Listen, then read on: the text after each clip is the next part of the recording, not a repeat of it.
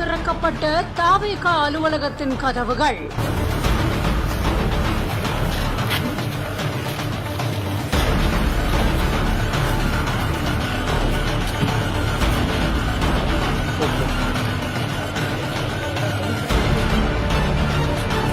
ஆயுத பூஜை போடப்பட்டு மூடப்பட்ட கதவுகள் எப்படி திறக்கப்பட்டன?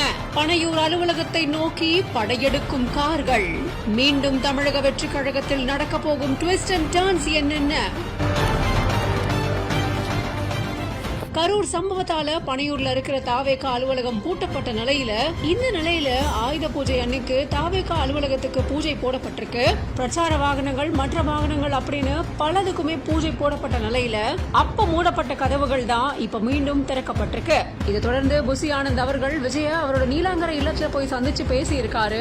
பனையூர் அலுவலகத்துல தாவேக மாவட்ட செயலாளர்களோட புசி ஆனந்த் அவர்கள் கலந்துரையாட உள்ளதா தகவல்கள் வெளியாகி இருக்கு. ஆயுத பூஜைக்கு அப்புறமா பூட்டப்பட்ட கதவுகள் மீண்டும் திறக்கப்பட்டு வாகனங்கள் படையெடுத்து வந்த நிலையில மாவட்ட செயலாளர்கள் தாவேகாவோட பனையூர் அலுவலகத்துல குவிஞ்சிருக்காங்க. இது தொடர்பான வீடியோ காட்சிகள் வெளியாகி பெரும் பரபரப்பை ஏற்படுத்தியிருக்கு.